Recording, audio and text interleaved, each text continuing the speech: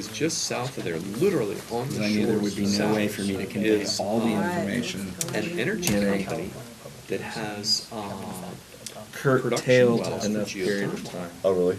Oh, don't be They're curtailing making anything. power. We've got with hours looking at 500 that, it's a degree new water. record. Yeah, From holes I was that thinking bore you were down going to run off 8,000 so that you I was could gonna ask you maintain how your far that 51-minute 8,000 average. feet. 500?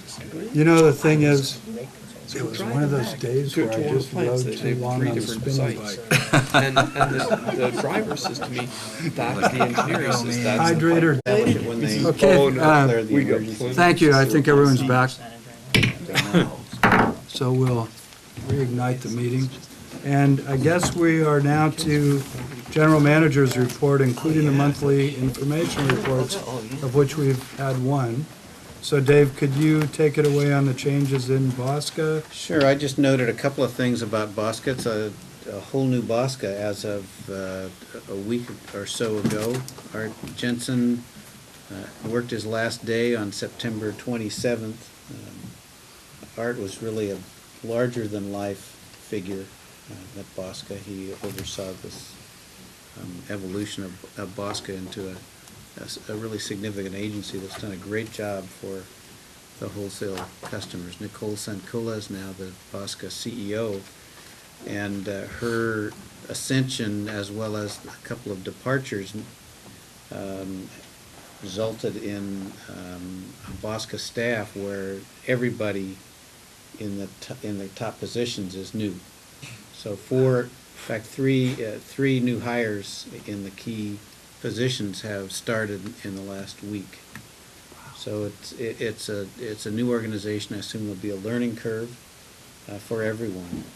And my second item is kind of relates to what's Bosca's mission. I think Bosca has a very important role in representing us with San Francisco, and they're very effective at that.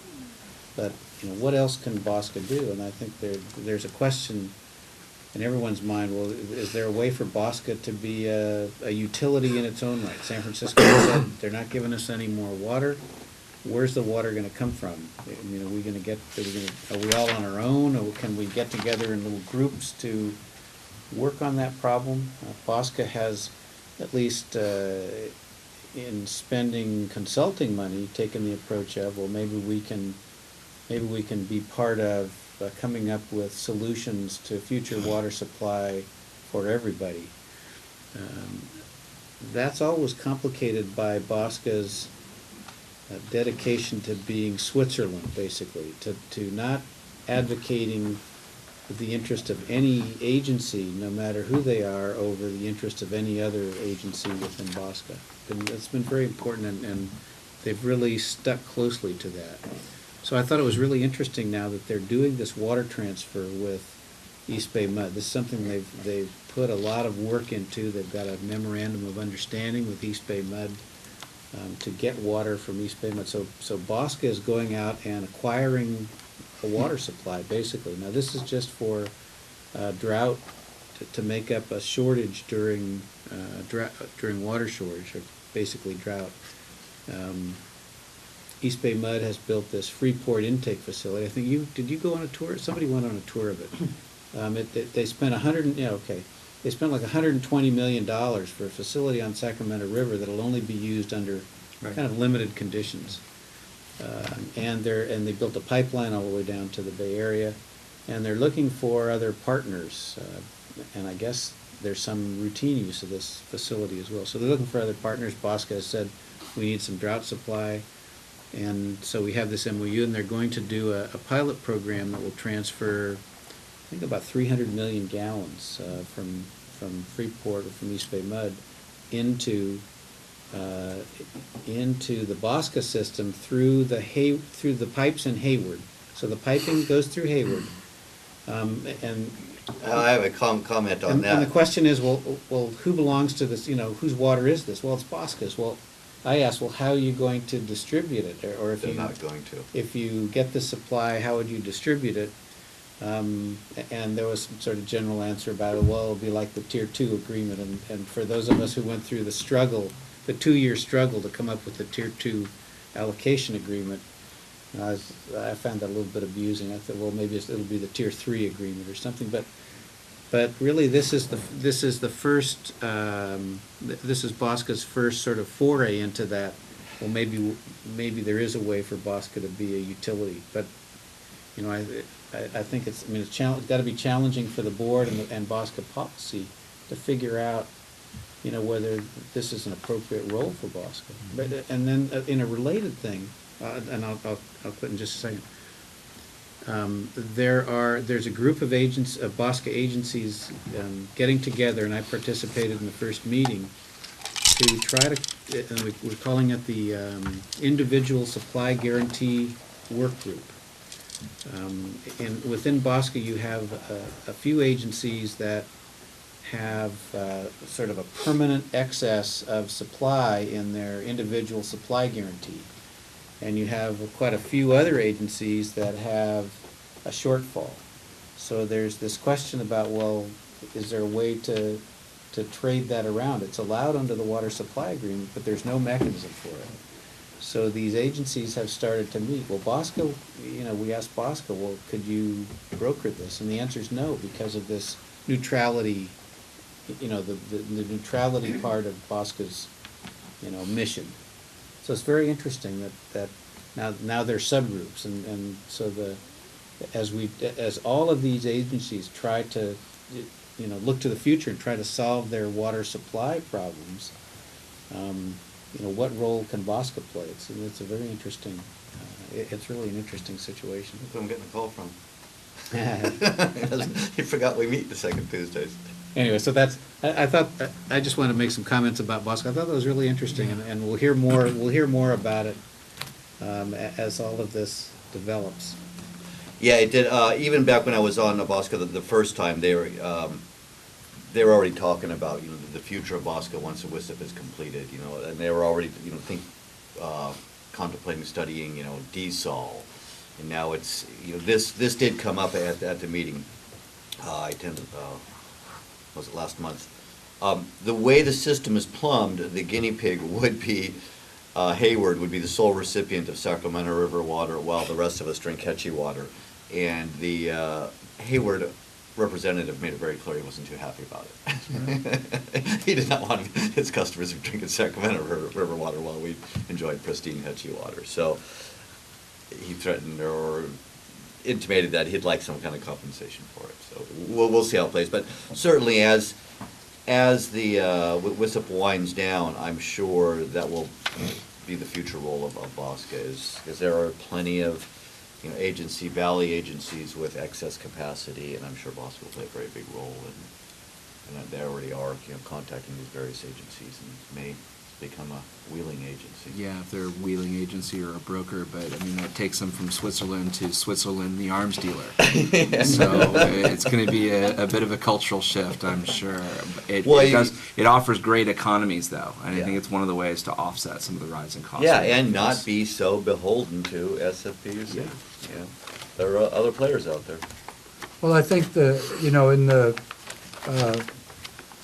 extensive report that we received at Bosca about future water sources, you know, what they identified as the easiest one to start to try to work on is water transfers. Mm-hmm. And so this really is just a test. You know, it was sort of, I wonder if we can put it together and let's, you know, go ahead and try, and we'll see what the ramifications are. And I think it's really smart because, I mean, we've been talking about water transfers for, 30 years, I mean, with intensity, but no one's really done it, you know. I remember when we were on the tour going to Hetchy, and we stopped to visit Modesto and Turlock and encouraged them to consider the idea of sharing their sources. And they made it pretty clear how they felt about the whole process. So I think it's exciting to see Bosca facilitating something like this. It just really, it's a great idea. And compared to the cost or the environmental impact of desal out of these, brackish water supplies, oh my gosh, the hurdles there just seem enormous to me. I guess the hiccup, and I've seen this on the electric side, is you don't want Bosca then becoming a wholesaler that starts competing directly with its member agencies for customers. And that's just something I'd keep a flag out for, not immediately, but in the long term. So that, basically this district becomes just a transmission and distribution company. The equivalent of the wires company on the electric side. But the generators are actually somewhere else, and those are the ones that are making the revenue. That sort of leaves you with a business model that isn't really sustainable. And you're seeing that play out right now on the electric side. So I just throw a little caution in there. I think it's great. There's a lot of economies of scale, but the Bosca role has to be really tailor fit. I see boogeymen across every corner, so. Maybe you should sit on this water shortage Yeah. advisory Yeah. #1 committee. You could shake out the boogeyman. Yep. I appreciate your comment. I think that's appropriate, but I just think it's exciting to see it start to spin. Because you never know how it's going to go down until you try it, right? So anyway, thank you. Other things that you want to report on is? So, Joe, we're so glad to see you. We like the Hard to Pumpkin miss Festival there, Joe. pie. Thank you. It was really nice. September, we had a couple of things going on in September. Dave already mentioned the work on Denniston Creek with the California Conservation Corps. We're all pretty happy how that turned out. As he mentioned, the flow was of the creek, much of the flow of the creek was being diverted when it passed through a tule forest, essentially. It had caused the water just to spread out. At higher flows, this also happened on the second culvert underneath the Denniston Access Road. When the waters get so high, it kind of branches out and diverts to other areas of the land there. We got it all, channel is not the right word, but we got it all cleared. It still meanders down through there, but all the flow is now combined. And as Dave also mentioned, it is already cutting a nice little channel. Just the way that Mr. Steele had designed it to do, and this will bring cleaner, fresher water by our intakes, instead of going to the far end of the reservoir by where the spillway is, and then, having to make its way to the intakes, and that water being kind of stagnant. So we're all excited about it, and the other extra added benefit, we had allotted $60,000 for this year's dredging due to the estimate from the 3 Cs plus the normal dredging. They've got it done in about a third of the time that they estimated. So it's good. We're really happy about that, and you should go out there and take a look at it. You could actually access the creek, because they had to cut keyways in to the creek, and then they cleared out a lot of the overlying branches, and there's a canopy of willows.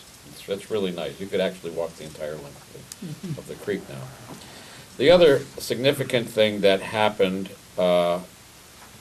in September was another failure on the 12-inch welded steel line that's carrying treated water to 92, to our customers on 92. This was our raw water line at one point. So the line itself is over 60 years old. And it's showing failures in just one very nuisance area, which is around the Nebbia Winery. At some point, that pipeline is right next to the road.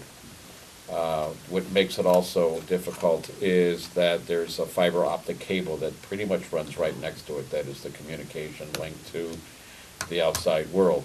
So we have to be really careful with that. And then there's also a high pressure 4-inch gas main on the other side of it. So this is for this last this last break was in Cosolino's field. It was right underneath a 120-foot eucalyptus tree, and the excavator operator would not dig down until that tree was gone, because there was, the ground is now soft, eucalyptus have shallow roots. Smart guy. There was a real danger of it toppling. So we had to call a group out on an emergency basis to get this removed. It was quite spectacular, really, because they were allowed, since there was a lot of room there, they cut some of the limbs and they just felled the whole tree instead of cutting it up into rounds and letting them fall. So it was quite dramatic, but it was quite expensive.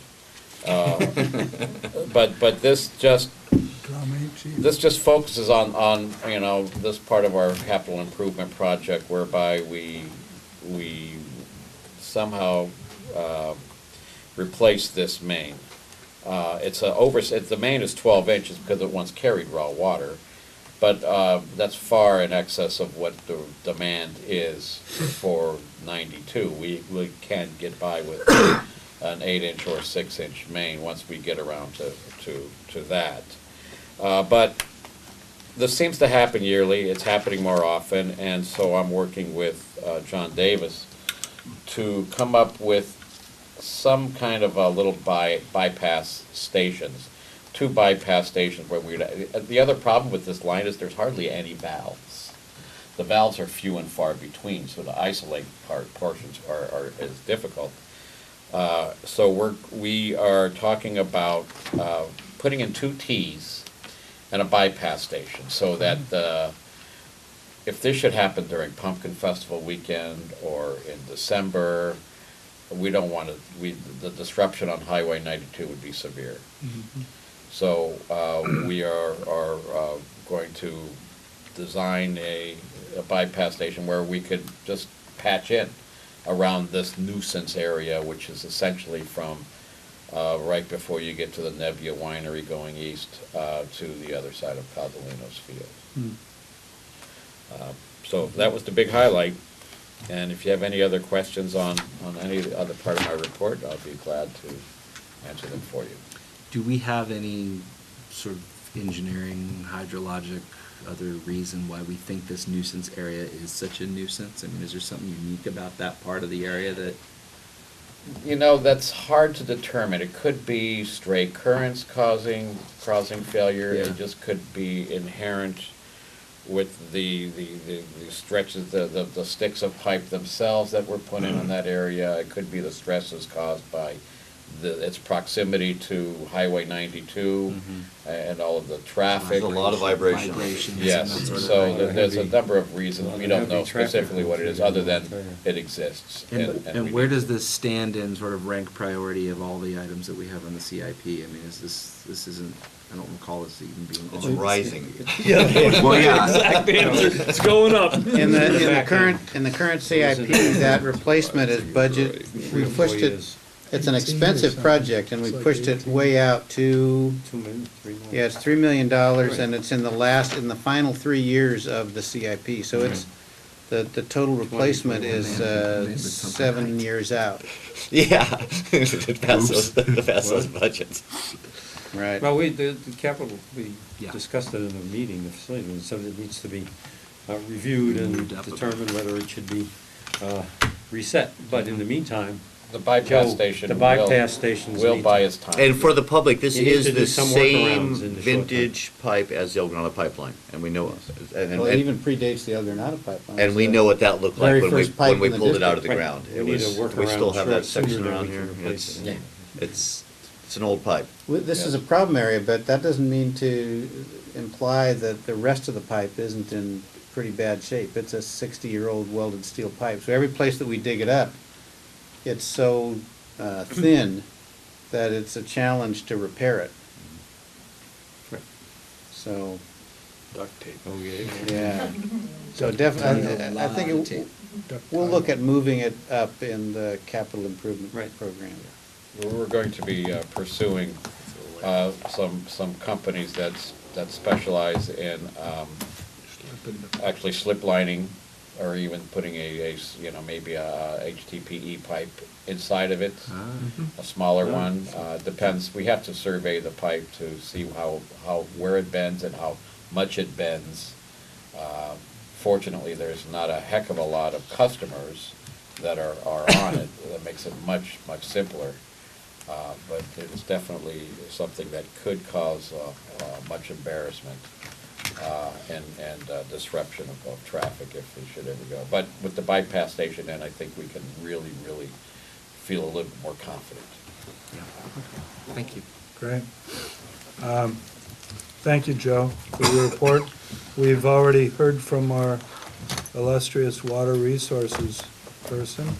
So we're moving to item 8, Director's Agenda Items, request for future board meetings. So this isn't a director agenda item, but I do want to take a couple moments of the board's time, if that's all right, to, number one, just thank everybody for an excellent couple of years as a board member. As many of you know, over the last few months, my family and I have been relocating to Colorado.